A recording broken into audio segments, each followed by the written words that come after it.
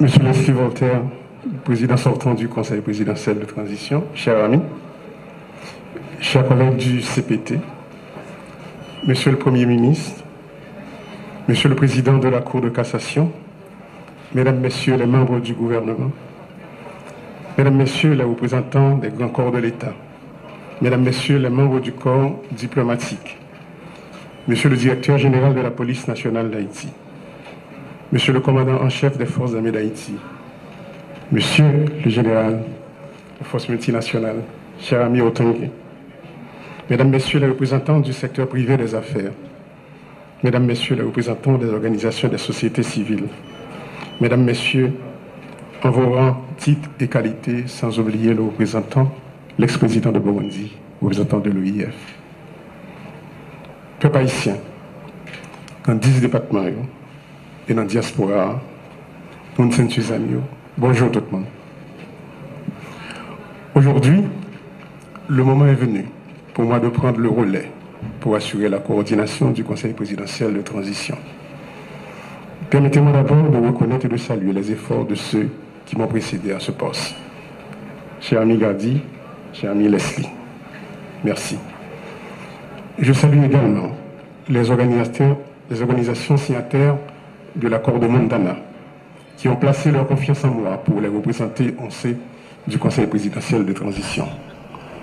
Le chemin est ardu et rempli d'embûches, mais nous nous attelons à la tâche. Cette passation aujourd'hui revêt un caractère symbolique, mais combien important, parce qu'elle démontre notre engagement envers l'alternance. Le travail doit se poursuivre. Il s'articule bien entendu autour des axes fondamentaux de la transition. La question sécuritaire, la gouvernance, le redressement économique et les élections. Il y a urgence, car les populations de l'Ouest et de l'Artibonite, pour ne citer que celles-là, requièrent des interventions concrètes et rapides de l'État pour se remettre des méfaits de la violence exercée sur elles. Nous tenons à saluer leur courage. La violence est instrumentée par des trafiquants de tout acabit, drogue, organes et personnes, armes et munitions, sans oublier les entrepreneurs politiques et certains éléments du secteur des affaires. L'insécurité a créé des besoins additionnels et exerce une pression sur les ressources déjà insuffisantes que l'État devrait canaliser, par exemple, vers la santé, l'éducation, l'épanouissement des jeunes. Peuple haïtien, ça fait plus passer 20 années depuis ma palais sous effondrement système économique qui arrivait créer tellement misère et inégalité sociale dans le pays panois. Et en 2016, les maps sortis dans le Parlement ont été annoncés combat sous gros défis, problèmes économiques et inégalité sociale. Moi, j'ai sonné l'ambi pour ça pas arriver dans le chaos cannibale, ça n'a vivre jeudi. Côté certains monde qui dans le secteur économique et politique, ils mettent des armes dans les jeunesse pays, puis au fait, ça ils connaissent, pour détruire la vie avec bien, pour faire action et traîner nous dans la honte ça que nous vivons jeudi. Jeudi, quand bombé ça a arrivé là, on kidnappé, femmes violées, un pile monde perdit la vie avec bien, un pile monde courir quitter le pays, puis elle prend refuge dans l'autre pays. Ces conséquences violentes.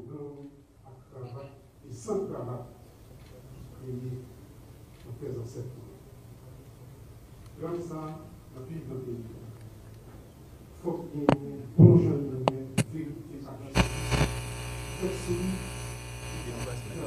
qu'on a pays d'Haïti. Je dis, 21e siècle là, oui, si pour l'éducation, santé, logement, infrastructure, agriculture, nous obligés à dépenser un pile d'argent dans acheter balles et examens pour lutter contre gangs criminels toute qualité. Je salue le courage de la population. courage policiers nous. Les populations qui a goumé tout partout, même gens, qu'on laisse Voltaire se dit là. Moun dans l'ouest, moun dans la Tibonite, captant de nous, nous saluons courageux. Les amis Kenyans qui viennent mettre main dans la bataille que nous avons menée pour nous croire en sécurité. Nous ne pas oublier d'autres amis nous. El Salvador, Jamaïque, le Bahamas. Nous profitons de une minute de silence pour tous les policiers et soldats et policiers kenyans qui tombent dans la Tibonite. Une minute de silence, s'il vous plaît.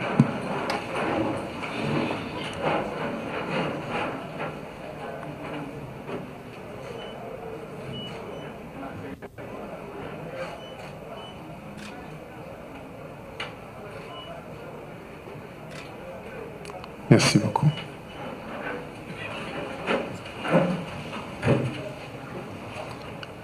Malheureusement, comme on n'a pas raison qui était supposé venir, il y a un inconvénient, mais nous devons saluer devant tout le monde pour courage.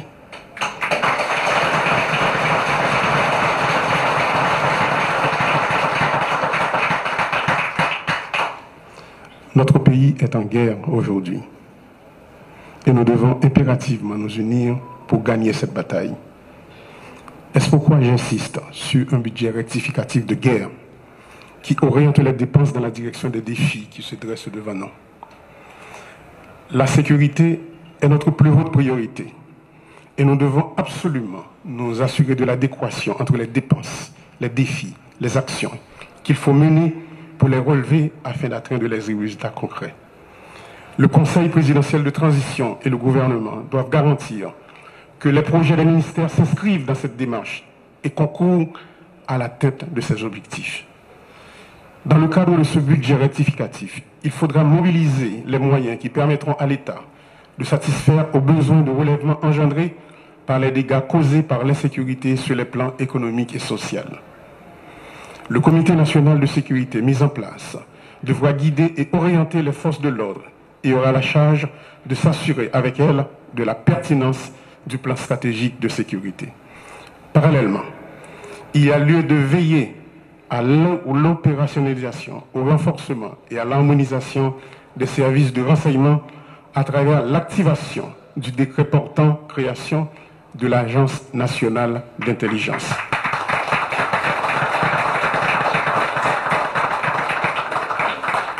Sans un effectif adéquat, les forces de l'ordre ne seront pas en mesure de mettre fin à l'insécurité. Fort de ce constat, cette année même, plus de 3000 recrues seront formées pour combler le déficit en nombre de troupes sur le terrain, au niveau de la police et au niveau des forces armées d'Haïti.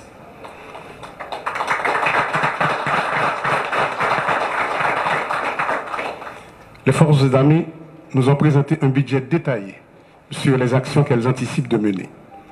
Monsieur le Premier ministre, le ministère de l'économie et des finances et celui de la planification doivent s'assurer de l'exécution effective de ce budget. Nous ne sommes pas en temps normal, il faut agir dans l'urgence pour éradiquer la violence. Il me plaît de vous informer qu'un protocole d'accord sera signé entre les forces armées d'Haïti et l'Agence nationale des aires protégées pour la mobilisation des agents des aires protégées dans la guerre contre les gangs armés. De plus, les démarches sont en cours pour un support aérien et maritime de façon à mieux protéger nos frontières maritimes et terrestres. Il est important de développer le respect de la lutte contre les enfants impliqués dans les gangs armés. L'État devra prendre les mesures afin de prévenir et empêcher l'enrôlement des enfants qui deviennent armés. De plus, il faut renforcer la Commission nationale de désarmement, de démantèlement et de réinsertion, comme d'ailleurs le souhaite le Premier ministre Alexis Dié-Fissémé.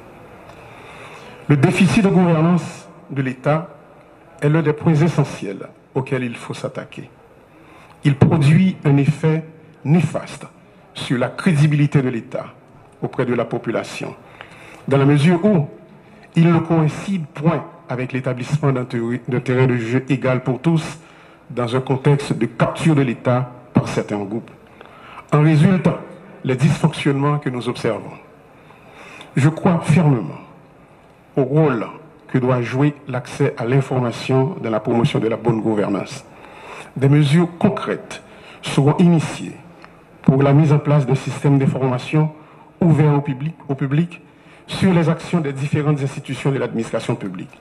L'appui aux institutions de surveillance, ULCC, CSCCA, CNMP, entre autres, sera maintenu. Par ailleurs, on a annoncé à la population qu'il y a des téléphones, un centre d'appel que Conatel va le mettre sous pied. Côté que il y a un téléphone dédié pour la DGI, il y a un pour l'immigration et un autre pour la douane. Si il y a un client, il sentit pour une raison pour l'autre, il y a des abus qui a fait, et il y a des magouilles qui a fait, téléphone ça a servi comme un téléphone d'alerte.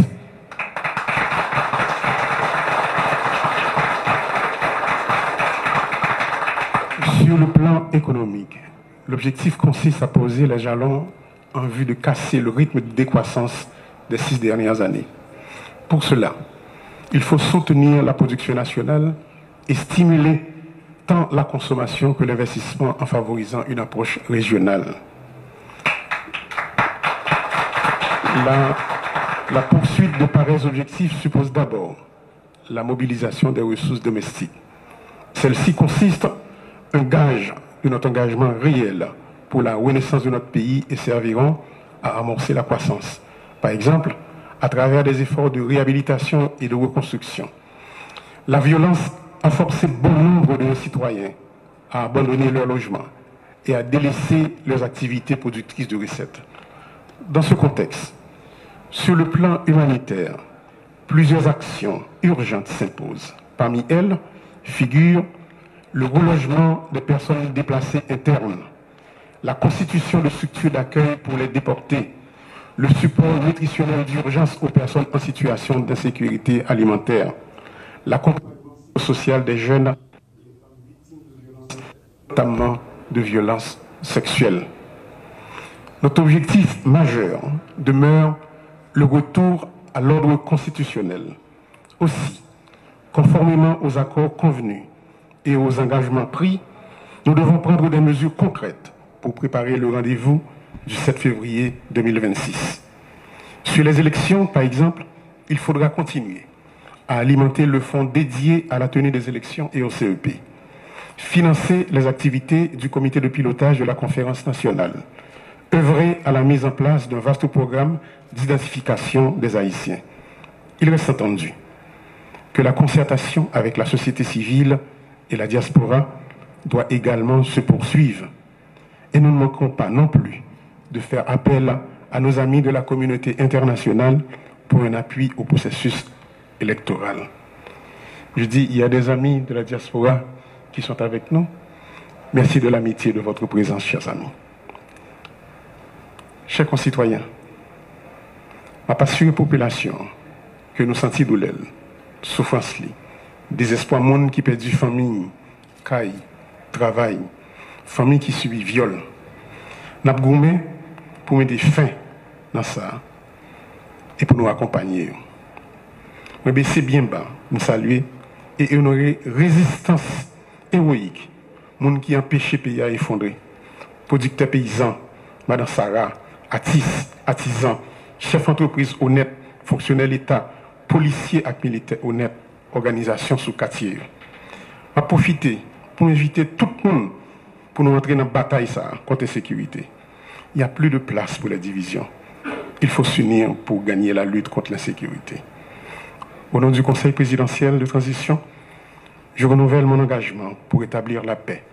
Nous devons redonner l'espoir et jeter les bases d'un avenir de stabilité, d'équité et de prospérité partagée pour tous les fils et toutes les filles d'Haïti. Merci beaucoup.